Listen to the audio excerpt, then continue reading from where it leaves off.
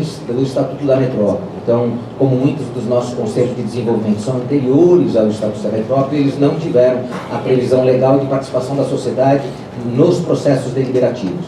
Então, há um questionamento do Ministério Público quanto à participação da sociedade nestas deliberações. O que a gente submeteu ao Ministério Público para que isso não virasse uma ação civil pública foi que a participação da sociedade registrada nos momentos de audiências públicas poderiam não ser um instrumento poderoso de demonstração disso. Esse processo ainda não está concluído, por isso a gente não tem como hoje afirmar se teremos ou não os PDUs aprovados em forma de lei. O que não tira a possibilidade, né, porque muitas vezes a gente fala o ato planejado, ele deixa de ter importância se ele não é consolidado num processo de lei, depende do seu compromisso com aquilo que você planejou. A gente tem muita legislação que fortemente foi debatida, foi aprovada e nunca saiu do papel. E a gente tem instrumentos poderosos de planejamento que nunca foram convertidos em lei e se traduziram em instrumentos poderosos de desenvolvimento da nossa sociedade. Então, o esforço que a gente vai fazer é utilizar os instrumentos de planejamento independente dessa pendência que está colocada. Exatamente para a gente não perder todo o esforço que a gente fez até aqui. Então aqui tem uma lógica do seguinte: se a sociedade se reuniu e planejou o seu futuro a partir de regras que estavam disponíveis até aquele momento, eu não vou jogar fora, porque circunstancialmente a legislação aprovada na esfera federal do Estatuto da Metrópole estabeleceu previsões que não estavam na legislação anterior, porque felizmente a região metropolitana de Campinas se organizou antes do Estatuto da Metrópole.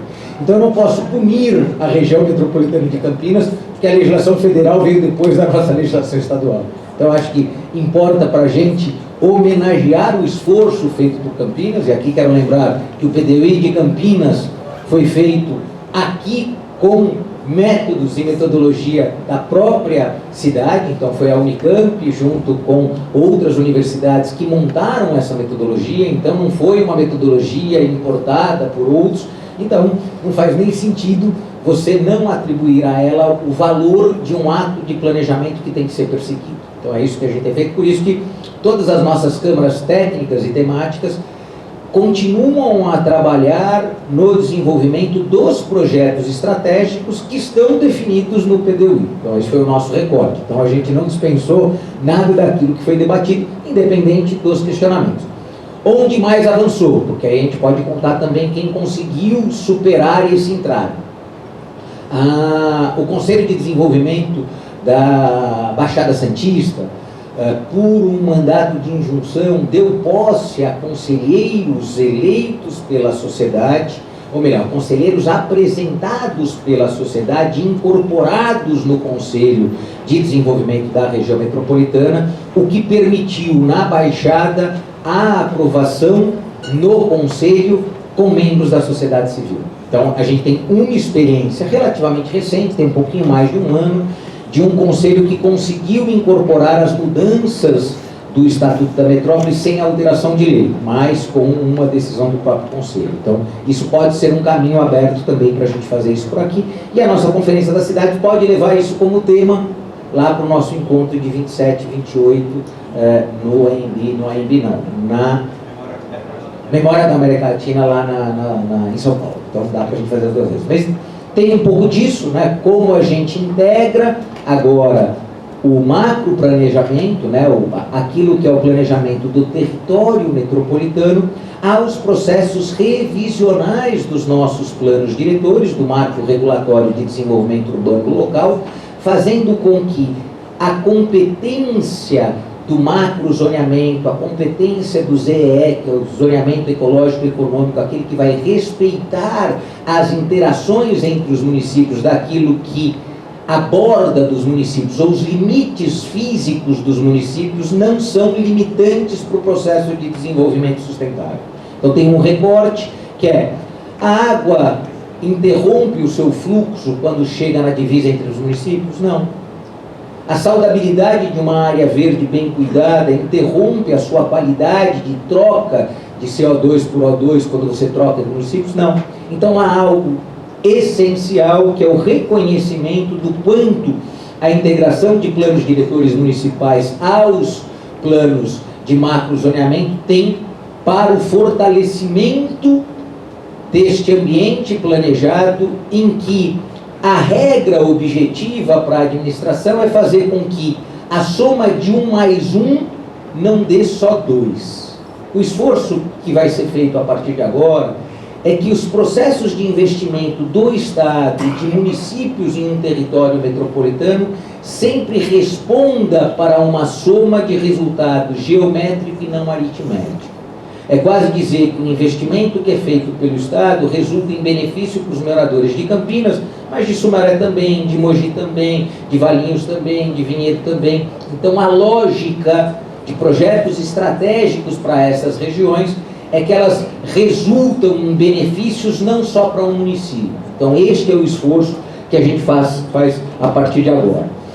A gente faz questão de também mostrar no mapa, para a gente mostrar essencialmente em regiões metropolitanas onde está o epicentro dessas conurbações. No caso de Campinas, a gente consegue mostrar para vocês, e em Americana foi muito interessante, porque a nossa conferência, a nossa formação em Americana se deu na Câmara Municipal.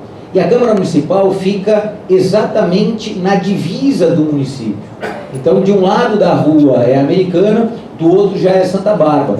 Foi até interessante, porque quando eu combinei, lá a gente fez logo depois do almoço, quando eu combinei o almoço com o nosso grupo, aparecia lá na referência do Google que eu estava em Santa Bárbara, mas eu sentado no restaurante, eu olhava e via a Câmara Municipal de Americana, porque era uma avenida que separava os municípios. Isso mostra objetivamente para a gente que em regiões metropolitanas, se nós não temos uma certa unidade na articulação entre os municípios, a gente pode produzir danos nesta relação de borda. Então há uma necessidade de um esforço entre as autoridades públicas municipais para que você tenha uma linha de conduta em diversas políticas públicas que necessitam uma mínima harmonia entre os municípios. Caso contrário, algum destes municípios pode sair prejudicado. Lembrando sempre que não existe município completo. Todos os municípios vão ter, em algum momento, em alguma escala, a ausência de um serviço, de um produto ou de uma competência que possivelmente um vizinho pode ter. Essa relação da incompletude nos leva a reconhecer que importa muito que, ao reconhecer competências do meu vizinho e o meu vizinho as minhas, eu reduzo a disputa por protagonismo e liderança municipal e ganho em protagonismo metropolitano. Então, quando a gente olha o desenho da nossa governança metropolitana e regional, a gente vai enxergar com o epicentro na região de Campinas e o epicentro na cidade, o quão próximo as outras cidades estão. E o quanto isso gera uma necessidade de políticas públicas integradoras. Então, fiz questão de trazer aqui o mapa dos municípios que realizaram conferências no nosso território. Então, Engenheiro Coelho, Mogi, Mirim, Americana, Sumaré, Valinhos, Vinhedo, Santo Antônio de Posse, Mogi Guaçu, Amparo e Campinas. Todos esses realizaram a conferência. Parte deles já realizaram a formação, parte deles já receberam a diplomação, a gente faz uma certificação dos nossos delegados, e parte deles estão hoje aqui com a gente. Aí a gente traz para vocês uma das questões que foi presente em muitas dos municípios que estão em regiões metropolitanas, que é uma leitura de necessidade de competência técnica para projetos regionais. Então, há uma percepção da ausência de equipes técnicas dedicadas exclusivamente a projetos metropolitanos. E, da mesma forma que vem um questionamento, ou vem uma dúvida, ou vem uma orientação trazida do conferencista, delegado ou não, a gente tenta buscar o que vem sendo feito ou no nosso estado ou fora do estado, como correlato ou como benchmark. O que a gente traz quando anuncia-se uma incapacidade ou ainda uma fragilidade de organização técnica metropolitano-regional? Uma experiência recente, essa experiência tem 6, 7 meses, na região metropolitana de Jundiaí, que foi uma aglomeração urbana antes de ser região metropolitana, que constituiu, a partir de um acordo de cooperação técnica dos 7 municípios, um escritório técnico de projetos metropolitanos estratégicos. Então, qual a lógica desenvolvida pelo grupo de Jundiaí? O PDUI consegue apresentar, às vezes, 700, 800, 1000 ideias traduzidas em macroprojetos, em linhas de desenvolvimento, em objetivos e metas que são desejados para aquele território. Quando a gente lê o caderno de propostas do PDUI, ele é isso. Ele é a capacidade que a sociedade teve de organizar todas as funções públicas de interesse comum em áreas de desenvolvimento para aquela região ou para aquela metrópole. O que acontece é que, se ele ficar no ambiente de plano, ele não será percebido pela sociedade. E seremos cobrados por não conseguir traduzir plano em projetos que desembarquem no território e sejam percebidos pela sociedade como transformadores da vida local. Então, o Escritório Técnico de Projetos da região metropolitana do Jundiaí acabou recebendo uma tarefa que, na nossa opinião, é extremamente relevante, porque são esses técnicos das 7 prefeituras, e o acordo de cooperação técnica é uma oferta de técnicos da prefeitura que combina uma oferta de técnicos do Estado, mas que é baseado no projeto estratégico. As equipes são montadas a partir do projeto estratégico.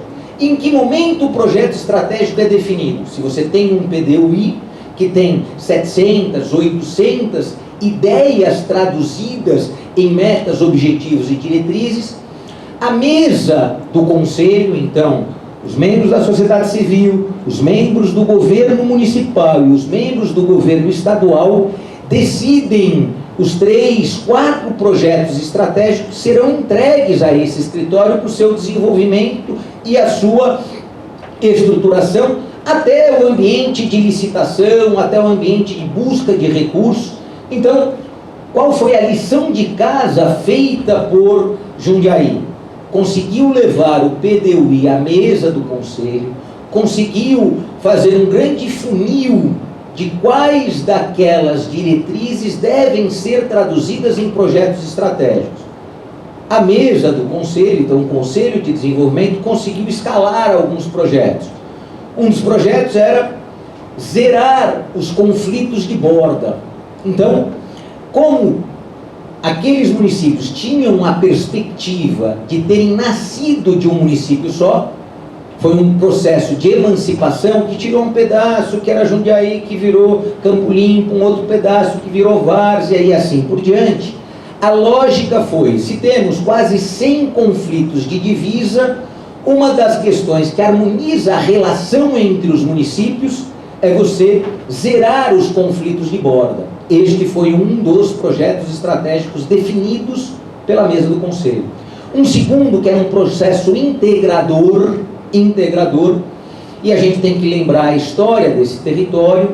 O rio Jundiaí chegou a ser um rio podre há 40 anos atrás, 35 anos atrás, por conta de um processo diversificado e acelerado de industrialização às margens deste mesmo rio, e também a ocupação irregular das suas margens por habitações precarizadas gerava 2 elementos de poluição: o industrial e o doméstico sem nenhum tratamento.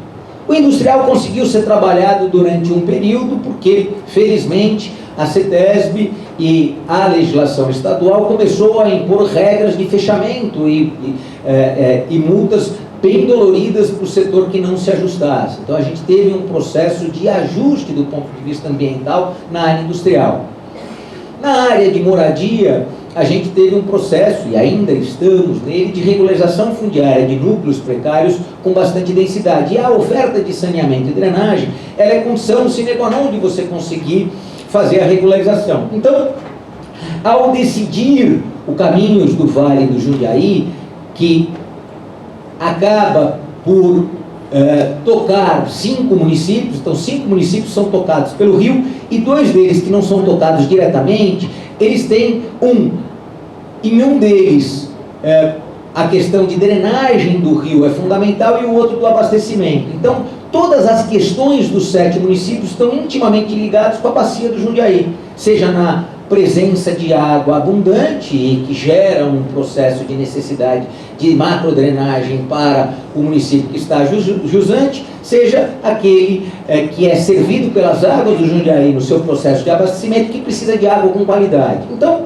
uma das outras decisões do Conselho foi trabalhar de maneira muito intensa para um parque metropolitano que proteja para sempre o rio Jundiaí, num processo de reconversão de um rio que foi recebendo as costas da sociedade para receber a frente da sociedade. Então, trabalhar nos trechos urbanos para você fazer uma reconversão. Se ele era um rio que a sociedade deu as costas porque ele tinha mais esgoto do que água, agora um processo de reconversão para você ter coeficientes mais generosos e uma possibilidade deste rio ser autofinanciado pela própria ocupação, aí sim, desejada da sociedade, não indesejada como foi até agora, permitindo inclusive a regularização fundiária de núcleos precários que se acomodaram ao longo dos últimos 30, 40 anos. Então, esse é um desenho que nos parece que para as regiões metropolitanas e como solução para aquilo que foi apresentado por diversos conferencistas no processo do debate. Então, o impacto para as cidades é importante porque o terceiro projeto que foi decidido lá foi o Plano Metropolitano de Regularização Fundiária. Então,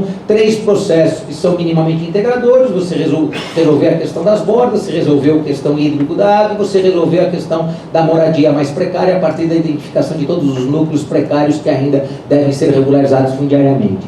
Ali já é a imagem da equipe do piloto de Jundiaí em funcionamento. Então, como foi um questionamento intenso apresentado pelos municípios em região metropolitana, e a gente está em uma delas, a gente traz este questionamento trazido e uma possibilidade a ser debatida de hoje até a conferência, para que a gente possa ou não tornar isso uma política de Estado. Então, os escritórios técnicos passarem a ser uma política de Estado. Sempre lembrando que isso não é uma novidade no curso da nossa organização.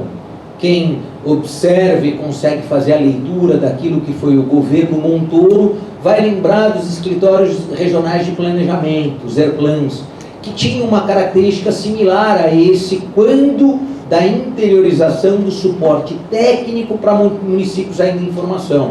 Naquela época a gente tinha ainda uma Fundação Faria Lima com muita energia, tanto é que muitos dos nossas leis orgânicas municipais vão fazer menção à Fundação Faria Lima, que oferecia suporte técnico para os municípios. E a gente tinha ainda uma Fundap com muita energia para a formação de quadros municipais.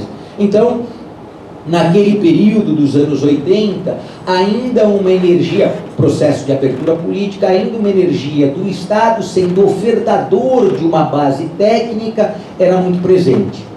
Passados pouco mais de 20 anos do Estatuto da Cidade, o que a gente enxerga? Que os municípios ganharam protagonismo com a nova legislação, mas não foi associado a uma capacidade de competência dos seus quadros técnicos. Então, a volta de um ambiente técnico que possa ser de formação, de troca de informação entre municípios e do Estado com o município, nos parece bastante interessante, à luz da decisão de montagem destas equipes, depois que os projetos estratégicos são definidos, exatamente para você montar equipes com as competências necessárias para aqueles projetos. Então, quando foi montada a equipe lá de Jundiaí, ela teve o recorte que foi buscar profissionais no DAE, porque você precisava de profissionais ligados a essa área de drenagem, essa área hídrica, hidrológica. Então, é lógico que montar a equipe, sabendo o projeto que vai se trabalhar, tem muito mais densidade de resposta do que uma equipe que é montada com um escritório técnico e não sabe o projeto que vai desenvolver. E sempre lembrando que ao final da elaboração deste projeto, deixando ele em condições de ser financiado ou ser licitado, a equipe pode ser substituída por uma nova equipe que vai trabalhar um novo projeto. Então, se a gente trabalhou com um projeto hídrico num primeiro momento e vai se trabalhar num projeto de transporte metropolitano em outro, os quadros técnicos que serão oferecidos para os municípios são outros. E os quadros técnicos que vão ser oferecidos pelo Estado também são outros. Então, a lógica aqui também é ser mais eficiente e eficaz na montagem das equipes. Se é um projeto de segurança pública, é um outro conjunto de profissionais que se traz. Então, é uma boa experiência a partir de uma provocação das conferências locais municipais. Em todas as conferências, um questionamento muito forte apareceu, que são os processos de regularização fundiária, em especial de interesse social. Aparece um pouquinho de interesse específico, mas de interesse social é o que mais apareceu. E é lógico que quando a gente pensa no processo de regularização fundiária, a gente tem que pensar na dinâmica das cidades, né? A dinâmica da cidade e do direito à cidade é um grande varal que, se ele não está esticado, você não consegue enxergar o direito à cidade muito bem estabelecido, os instrumentos geradores do direito. Então, olhando imagem e semelhança a um varal em que a gente deixa as nossas roupas para secar, se ele está frouxo, a roupa vai ficar distorcida e você não vai enxergar o direito. Se você estica o varal e o varal nos dá essa condição de estar esticado, se ele tem regularidade fundiária ou não. Porque a cidade se encaixa no extrato fundiário que é produzido por aquele território. Então, se eu não tenho o solo urbano regularizado fundiariamente, o que se encaixa nele também regular não será. Então, os investimentos privados e os investimentos públicos em cidade que não tem solo urbano regularizado fundiariamente, não tem investimentos que geram esse direito à cidade. Então, todas as vezes que a gente olha para o nosso estado como um todo, a gente vai ver que as cidades ou as regiões que têm a menor proporção de área regularizada fundiariamente por área não regularizada, você vai ter os municípios menos desenvolvidos. Então, quando a gente vai para o Pontal do Paranapanema, quando a gente vai para o Vale do Ribeira, a gente vai enxergar cidades que têm, às vezes, até mais de 50%, 60% do seu trecho urbano não regularizado fundiariamente. O que acontece?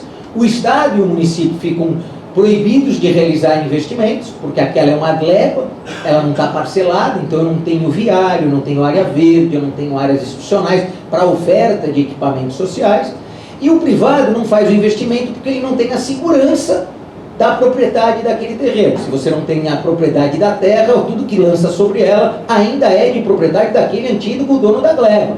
Então, o Cidade Legal, que é o programa do Estado que tem o maior volume de municípios conveniados, passa a ser uma alternativa. Só que ele ainda é pequeno frente ao desafio se ele não tem um processo de preparação dos municípios. Por quê? O final de uma regularização fundiária é a entrega para o prefeito de um documento que vai ser submetido ao cartório, em que o prefeito reconhece aquelas famílias, a partir da pesquisa social, como aqueles que estão vinculados àquele lote, cumprindo a legislação. Portanto, estão ali há mais de X anos, com a presença mansa e pacífica, sem questionamento da propriedade, sem pedido de reintegração, sem nada disso. Mas olha só, se a gente não tem uma mínima estrutura nos municípios, é possível que isso chegue ao prefeito com baixa densidade para que ele remeta ao cartório da sua região. Então, fica claro para a gente que o processo de organização de cidade carece de uma política nacional e estadual que desembarque nos municípios. Por sorte, o debate do Minha Casa Minha Vida recolocou a regularização fundiária como política nacional de habitação. E hoje se abre a possibilidade de financiamento da Caixa via fundo de garantia para a regularização fundiária. Então, da mesma forma que é financiado com juros subsidiados a unidade habitacional nova, por que não fazer o mesmo para os municípios que pretendem oferecer gratuitamente aos moradores de baixa renda a regularização fundiária de interesse social? Então, é uma linha que a gente vem trabalhando para que o fundo de garantia ofereça com juros subsidiado ao município, não ao morador, condições de acelerar o processo de regularização fundiária. Para isso, integrar municípios para você ter escala nesse trabalho, sempre lembrando que isso requer a contratação de equipes especializadas, sejam equipes de laudação ambiental, porque muitas vezes você precisa produzir laudo ambiental para você consolidar aquelas famílias, muitas vezes você precisa de algum investimento em infraestrutura de saneamento e de drenagem, muitas vezes você precisa de um ajuste de desenho urbano para oferecer acesso a todas as unidades habitacionais, sempre lembrando que as premissas de uma regularização fundiária é não estar em área de risco, 2, ter acesso a vias públicas de todos os lotes, então nenhum lote não pode ter, então muitas vezes você tem que tirar uma família e oferecer uma unidade habitacional para garantir lote, para garantir frente à via para todos os lotes, ou acesso à via pública para todos os lotes. Então tem ajustes necessários, e isso tem que ter investimento. Muitos municípios não têm recursos para isso e não realizam. Então, a abertura da oportunidade de termos um financiamento do Fundo de Garantia, como está na Lei Nacional do Minha Casa Minha Vida, é um elemento fundamental, e isso deve ser trabalhado pelos nossos conferencistas, agora delegados eleitos. Então esse é um tema, e aí eu preciso dizer para vocês, esse não teve quase nenhuma cidade que não o abordou. Então importa a gente nos relacionar com todos os municípios que têm essa carência de regularização fundiária. Alguns municípios têm as suas estruturas próprias. Campinas tem uma estrutura própria de regularização fundiária junto com a Coab, mas tem municípios que não têm, e tem municípios que não têm absolutamente nada. E aí essa oferta pode ser metropolitana. Eu não preciso criar uma estrutura local, eu posso ter uma estrutura metropolitana que serve aos 20, no caso aqui os 20 municípios da metropolitana. Então essa lógica da gente saber que isso tem prazo, porque quando eu regularizar fundiariamente tudo, a equipe de regularização fundiária não vai ter mal o que fazer.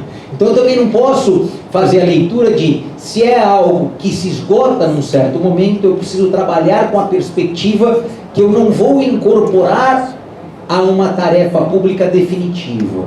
Então, diferente da saúde pública, da educação pública, que a gente vai continuar ofertando para o resto da vida das nossas cidades, no caso da regularização fundiária, tem o tempo da gente regularizar fundiariamente tudo. Então, todos os núcleos precários da região metropolitana de Campinas, quando tiverem regularizados, eu não preciso mais ter equipe de regularização fundiária.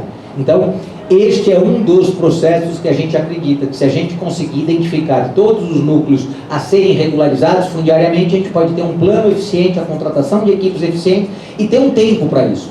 Todo plano tem que ter custo e prazo de realização. Isso é absolutamente fundamental, e foi um dos temas também trazido pelos nossos conferencistas em todas as cidades.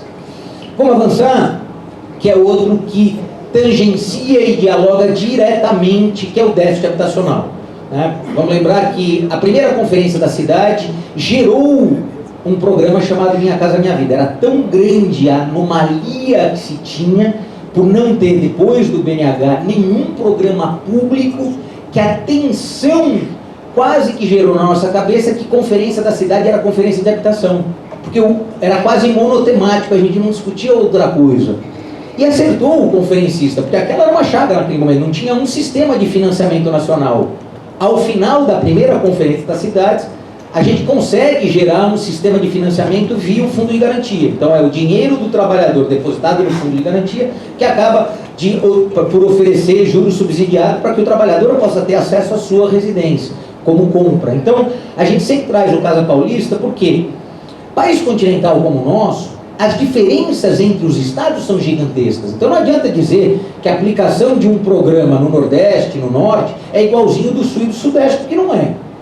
Então o Casa Paulista, ele faz uma adaptação do programa nacional, oferecendo um suporte de subsídio para as famílias em cidades de até 50 mil habitantes, em cidades de regiões metropolitanas e na capital. Cada um com uma regra diferente, porque a lógica de habitação não é idêntica, ela pode ser parecida, mas a gente tem um estado continental. O nosso litoral é intenso, a nossa área metropolitana da cidade de São Paulo é tensa, e é onde está o maior déficit, mas a gente não deixa de ter déficit em outras regiões metropolitanas e até em cidades pequenas. Então tem cidades pequenas muito pressionadas por 2, 3 proprietários das fazendas do entorno. Então você tem características de cidades que elas são muito pressionadas, porque elas quase nascem para oferecer habitação para aquele que trabalha no campo.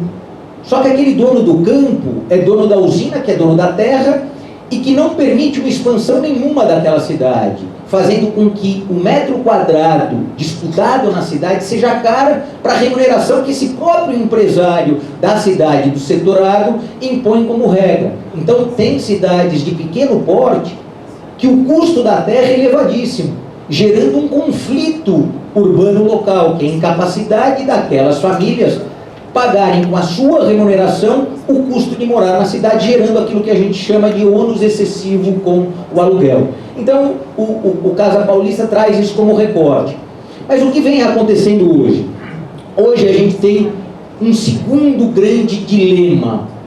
Muitos municípios optaram por não ter política habitacional local. Por quê? Porque é caro. O processo de geração de unidades habitacionais com política local, política de financiamento, é muito caro. Como que a gente tem interpretado, a partir destas ofertas, de enxergar a ausência da política pública de financiamento, como que os municípios podem, seja o município de Campinas, seja nos outros 644, a partir daquilo que não é o ato do financiar, que é o ato de regular urbanisticamente o território. Então, duas formas que você consegue trabalhar com isso. Primeiro, com a legislação de uso e ocupação do solo. Então, oferecendo índices e parâmetros mais generosos para aquilo que vai resultar a habitação de interesse social. É quase dizer que, para a habitação da população que mais precisa, você pode diluir o valor do custo do metro quadrado do terreno em mais metros quadrados construídos. A cidade de São Paulo, a cidade de Santo André, a cidade de São José, a cidade de Diadema, foram produzindo legislações específicas para zonas especiais de interesse social, que passaram a dar algum resultado em oferta mais ampla de unidades habitacionais por metro quadrado construído. Mas para aí, não. É possível avançar tendo uma política fiscal diferenciada para aquilo que é a unidade habitacional gerada. Em duas, três linhas. O ITBI, que é a transmissão do bem, ela pode não ser cobrado. Por quê? Eu não devo cobrar daquele que eu quero gerar uma unidade habitacional mais barata. Então, ser incidente o mesmo tributo do imóvel de 2, 3 milhões, do imóvel de 180, 190 mil reais, não é um ajuste do ponto de vista da lógica da tributação que produz equidade. Mais do que isso, nas obras particulares é gerado o ISS da operação da obra. Você também pode isentar o ISS. Então você pode prestar um benefício fazendo com que o resultado da obra seja mais barato, portanto a unidade habitacional para a família de menor renda saia mais barato. E ainda tem um terceiro que pode surgir, que é você oferecer condições de outorga onerosa, seja de planejamento, seja de valor, que é o solo criado, que também, ao prestar este modelo de benefício fiscal, você torna a unidade habitacional construída mais barata do que ela é até aquele momento. Então, esse é um pouco de um pacote que a gente tem interpretado, que ele é muito importante para os municípios. Mas a gente vai além. Os municípios têm também gerado legislações como o Código de Obras, que não faz com que regionalmente a construção habitacional seja atrativa. É quase dizer que